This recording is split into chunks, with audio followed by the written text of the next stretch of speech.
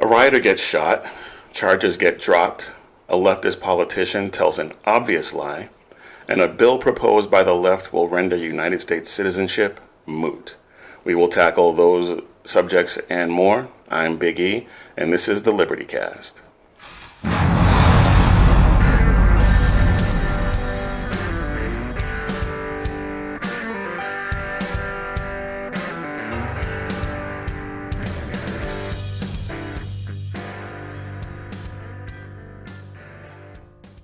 There's a ton of stuff I want to talk about this week, but sometimes I just get so tired of the nonsense.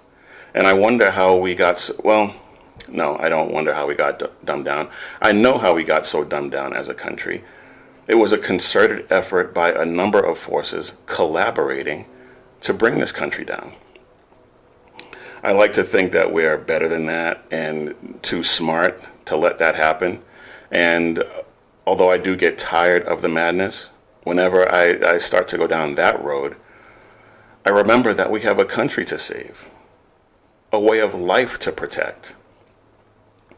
It's not perfect, never was, it never will be.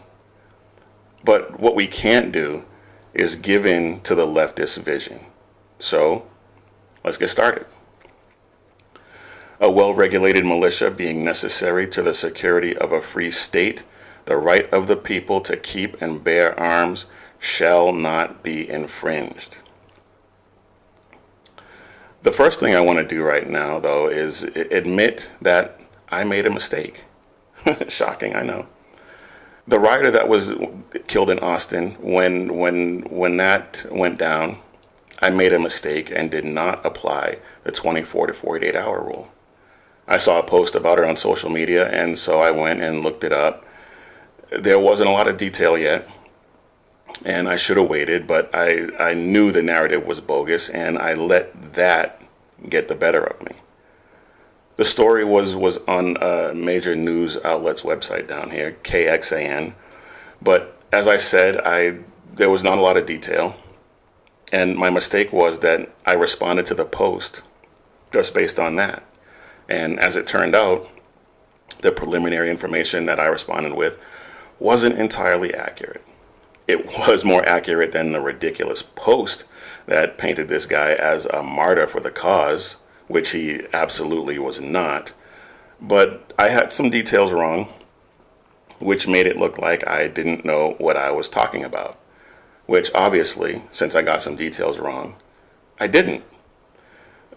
The details, though, weren't exactly germane to the narrative the original post was pushing, but still, always, always, always wait before commenting.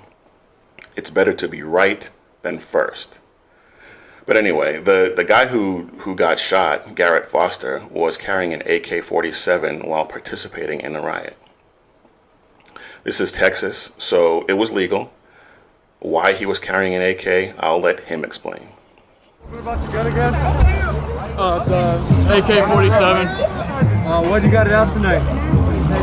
They don't let us march in the streets anymore, so got to practice some of our rights. Cool, man. Do you feel like you'll need to use it?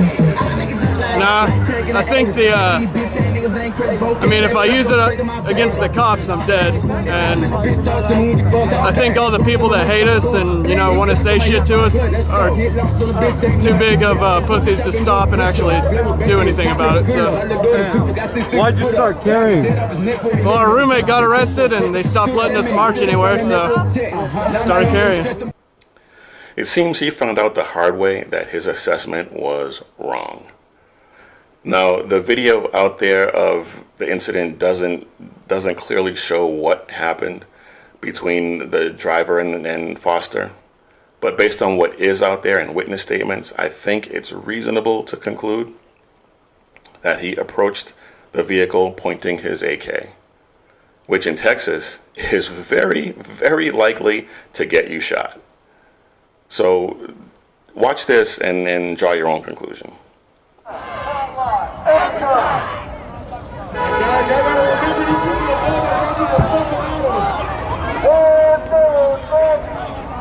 Everybody back up!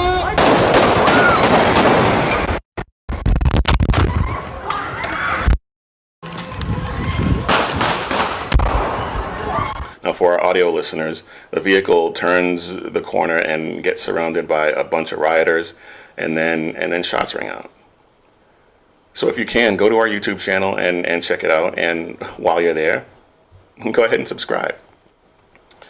Now, the driver, the man who shot Foster, has been identified, and he is an active duty soldier with the 1st Cavalry Division out of Fort Hood named Daniel Perry. He was driving for a rideshare company at the time and had just dropped off a fare and was waiting to get assigned another one. The rioters were blocking the street, and when he turned the corner, he assumed the right of way and kept driving. At which point, the rioters surrounded his car and started banging on it, which is when Foster showed up. Pointing the rifle at an active duty soldier does not sound like a particularly good career move. And witnesses have now come forward to state that that's how it went down. All the Black Lives Matter sycophants are extremely disappointed in that development. But after Perry shoots Foster, someone else opens fire on him, which is why he took off. And when he got to safety, he called the police and waited. Now, all of the guns in this incident were legally possessed. Foster's AK was legally owned, and he was legally carrying it, although that was ill-advised. And the two people who fired both had licenses to carry concealed weapons. But of course, that didn't stop the leftist mayor of Austin from using it to advance his leftist gun-grabbing agenda. We have a protester that ended up getting killed, and that's horrific. I am taken by the fact that in that split moment, in that second, we had 3 different guns that were at play. We had 8 shots, and we have too many guns.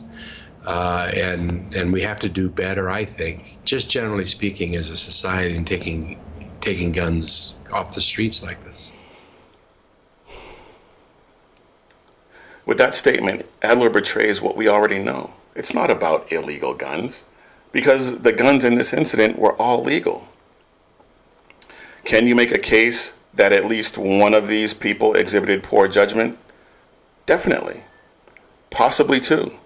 But I will refrain from any further speculation until we have more facts. Now, despite the fact that the guns in this incident were legal, the leftist mayor in the most leftist city in Texas still wants your guns. I wonder what the reaction would have been if Foster had fired into the car, killing the driver. Black Lives Matter protester kills driver of car who tried to run down the crowd, or some such ridiculousness. Because the protesters are rioters. Don't get it twisted. But as far as the media is concerned, they are on the right side of history. Now, let's talk about another city hostile towards gun owners, St. Louis, Missouri. The last time we were together, I told you about the charges that Circuit Attorney Gardner filed against the McCloskeys, and how the evidence in that case proved that Patricia was not in possession of a weapon that warranted her being charged. Neither one of them should have been charged with anything, but they were merely protecting themselves and their property and exercising their Second Amendment rights. But we've been over that ad nauseum.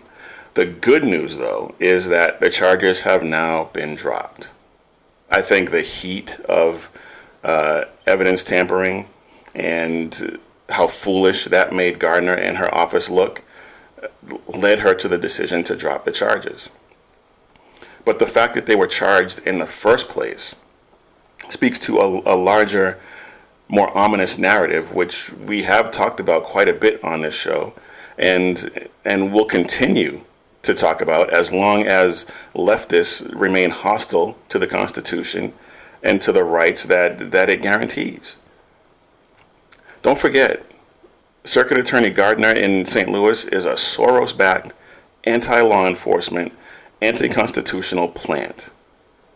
Now, a case could be made that she shouldn't even be allowed to practice law after the way she handled the prosecution of the former Republican governor of Missouri, Eric Greitens. She ended up dropping those charges too. Pattern? But the larger narrative, as I said, anti-American, anti-Constitution, anti-Second Amendment, leftists hate that you have guns. And we just mentioned the mayor of Austin a few minutes ago. Gardner tried to prosecute people for exercising their Second Amendment rights. Are they going to do that in Austin? But they were exercising their rights on their own property against the leftist pet project Black Lives Matter rioters. Protecting yourself against their obvious aggression is a no-no. Now, there's another leftist mayor who hates guns and couldn't give two turds about their citizen safety, and we will get into that right after this.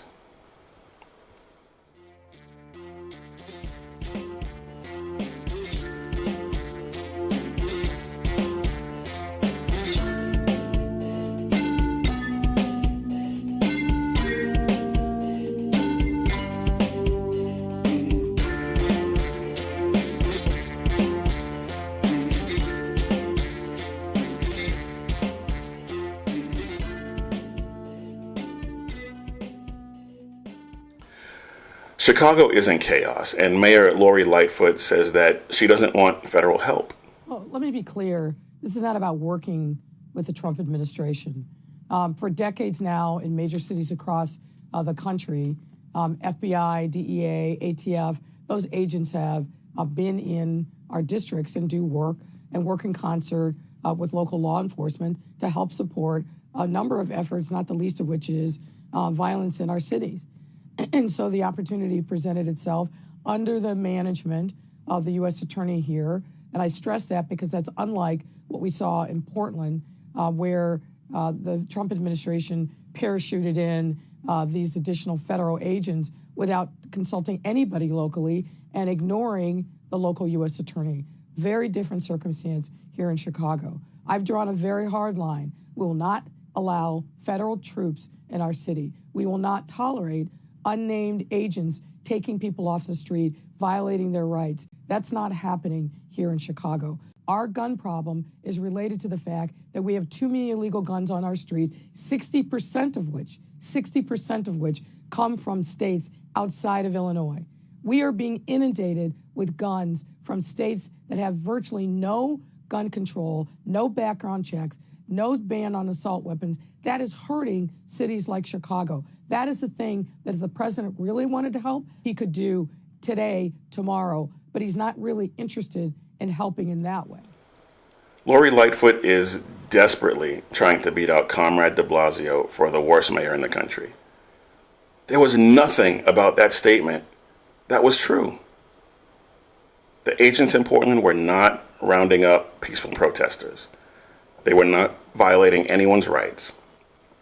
They were arresting rioters, criminals who were vandalizing federal property. The feds have jurisdiction on federal property and were well within their rights to arrest the people they found who were vandalizing, setting fire to federal buildings, assaulting officers, using rocks, slingshots loaded with ball bearings, explosives, and lasers. At least 3 federal agents have been blinded, perhaps permanently, with lasers. Peaceful protests do not involve explosives or lasers. The whole interview was just infuriating. And you can find it up on our YouTube channel as well. Watch it for yourself. You'll be able to see that we edited it for time, but nothing that we edited altered the obvious lies in her message. But what I really want to focus on, though, is her assertion that 60% of the illegal guns recovered in Chicago are the result of other states' lax gun laws. and selling guns without a background check. First of all, every state in the country requires a background check to buy a firearm. So that was just a lie. Second, the data doesn't support the assertion that out-of-state guns account for most of the illegal guns recovered in the state of Illinois. This is according to the ATF. The ATF put together a report based on data from the firearms tracing system. In this report, there's a list of the top 15 source states for guns recovered in Illinois. Take a look at this.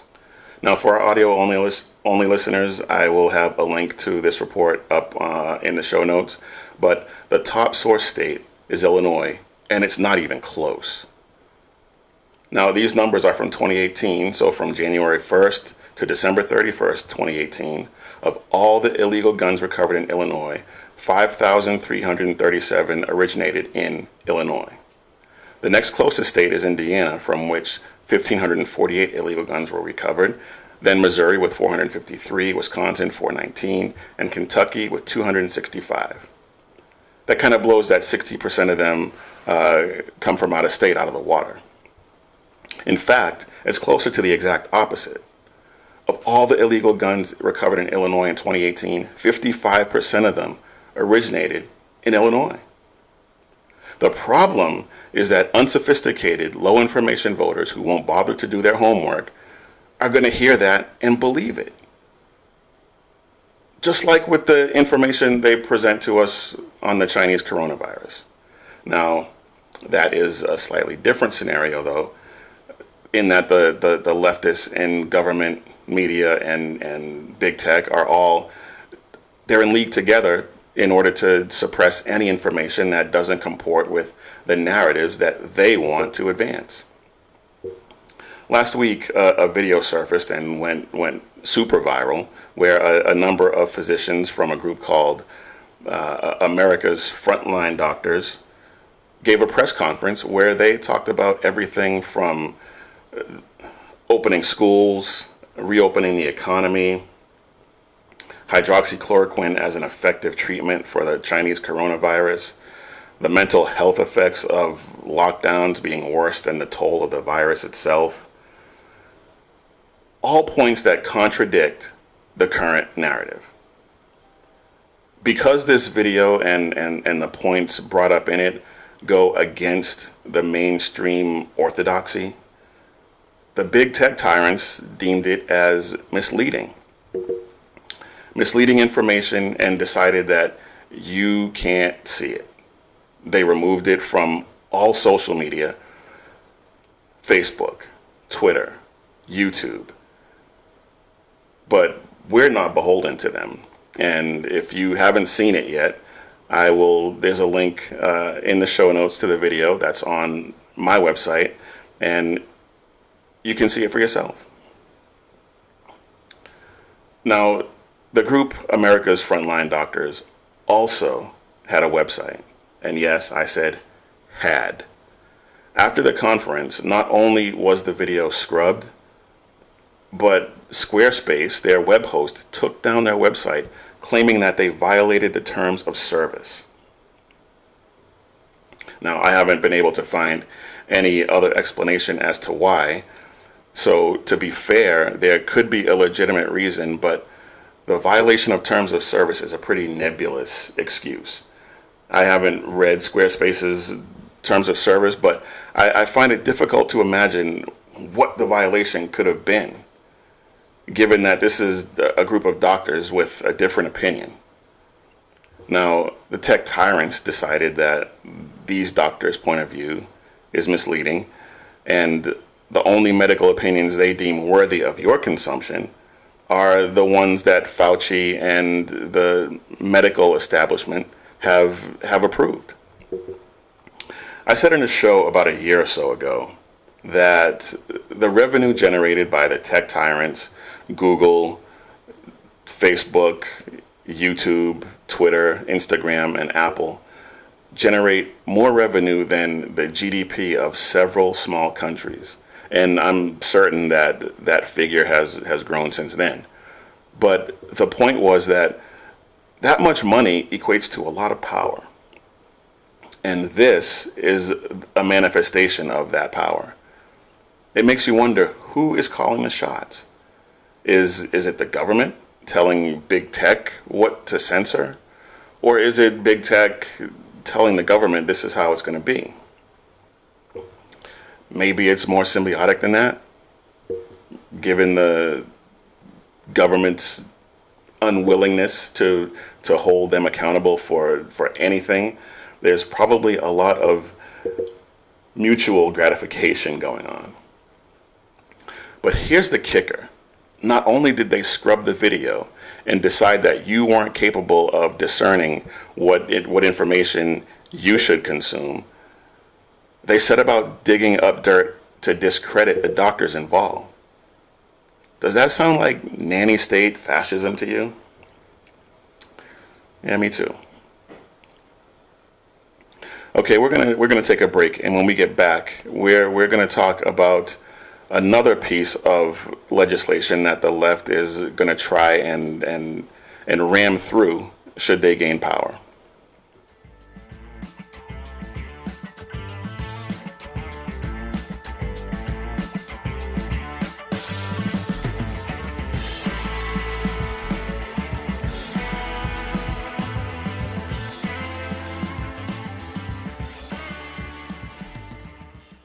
Last week, we talked about H.R. 5717, the leftist gun control wish list.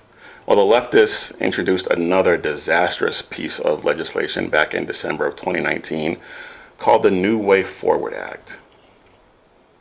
They love to give these bills all kinds of euphemistic names, don't they?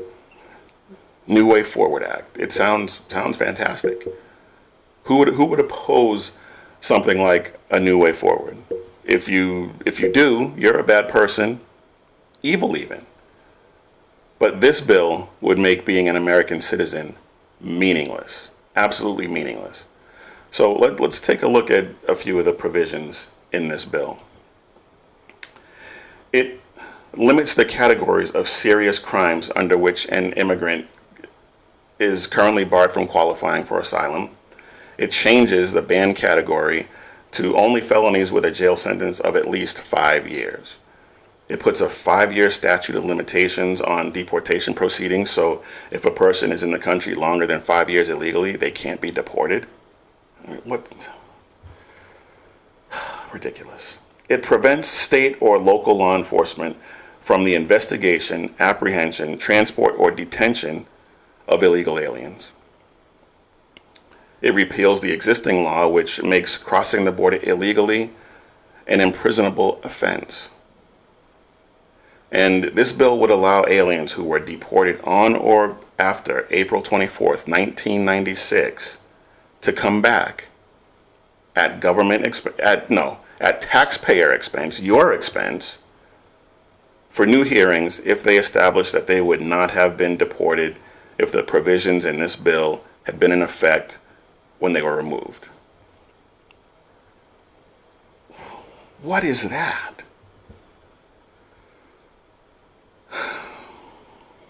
Now, earlier I said this bill, should it pass, makes being an American citizen meaningless. And you might think that that's a bit of hyperbole. Well, then you're not paying attention.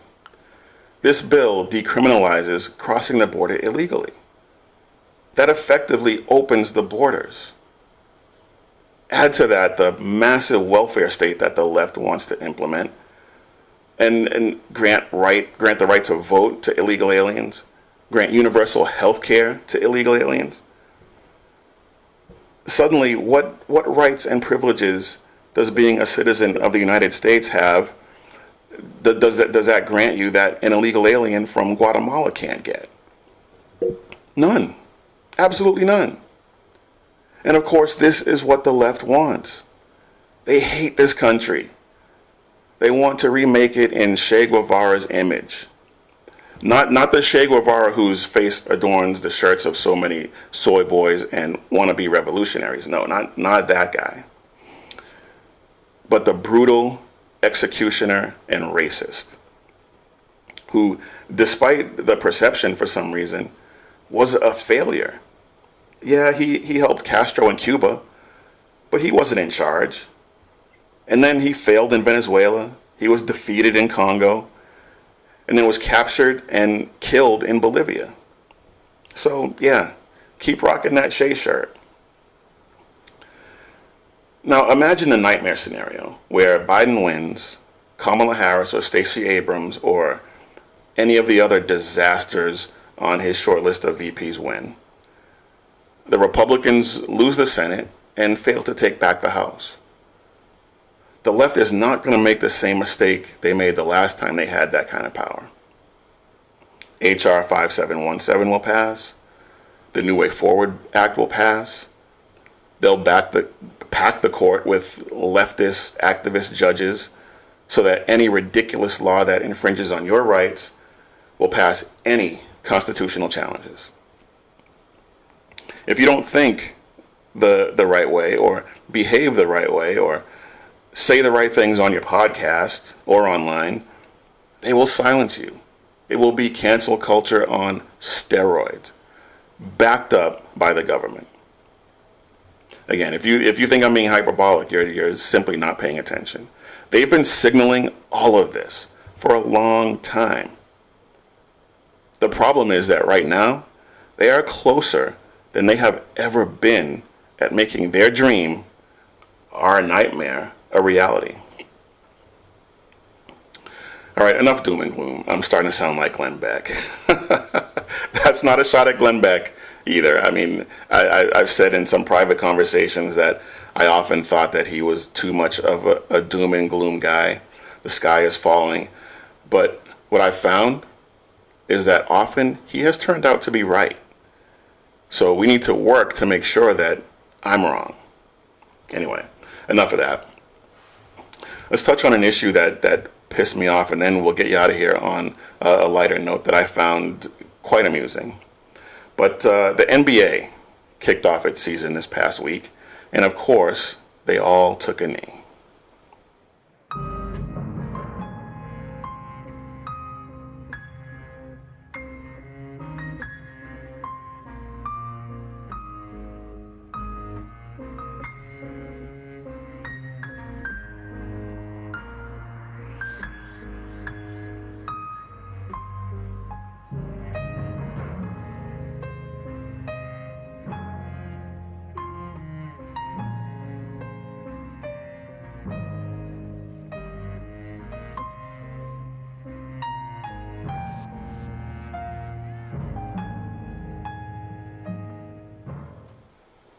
Now, for our audio listeners, the New Orleans Pelicans and the Utah Jazz, including the coaches and the refs, all kneeled.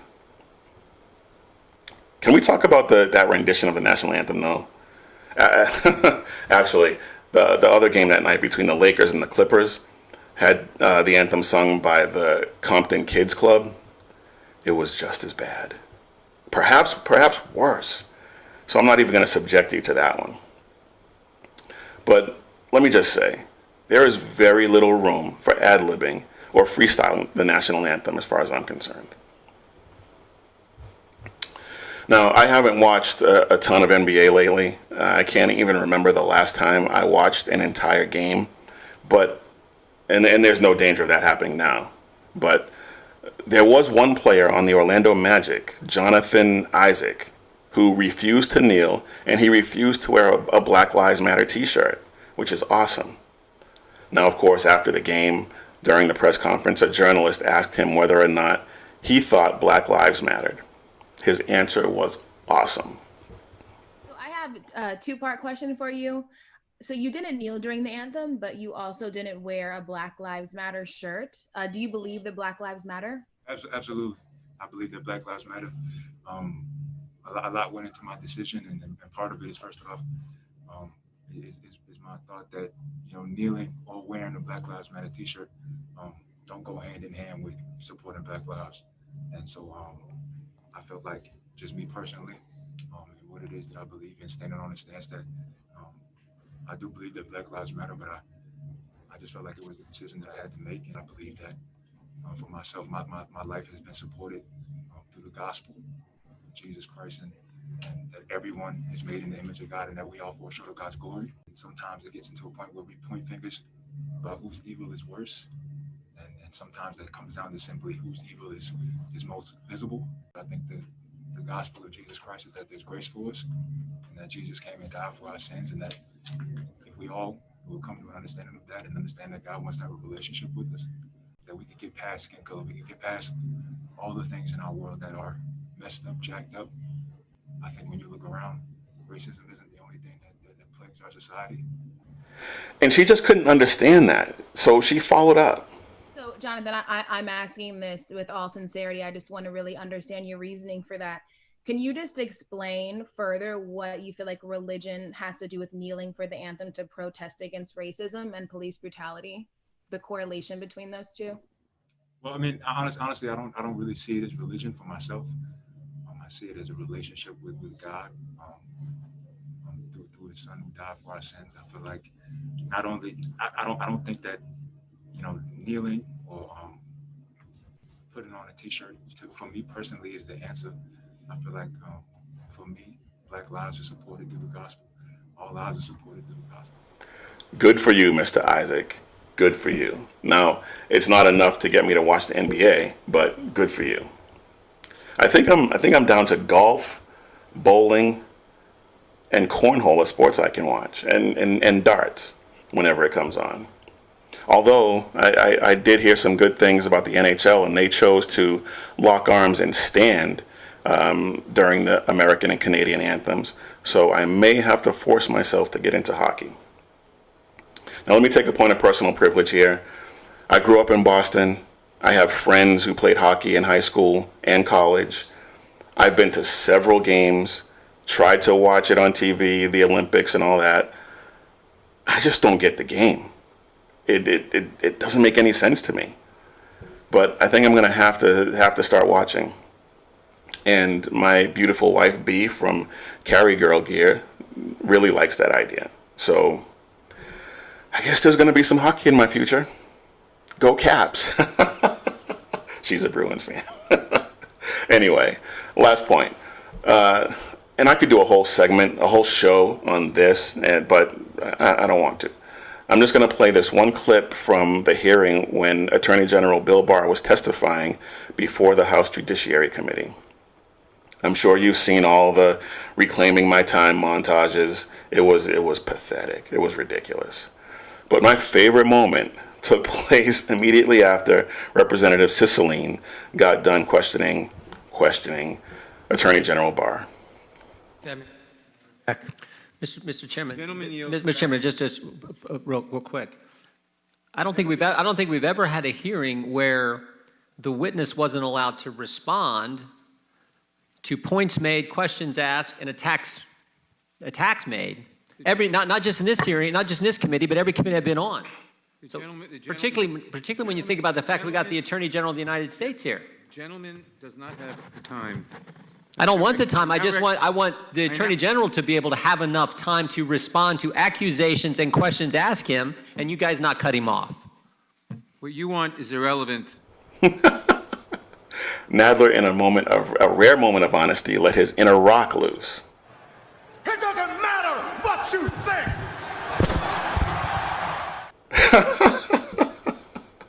Nadler wishes he came off like The Rock in that scenario. Now, if you're just listening, on the YouTube channel, there's a picture of Jerry Nadler with his pants up around his armpits. It's kind of sad.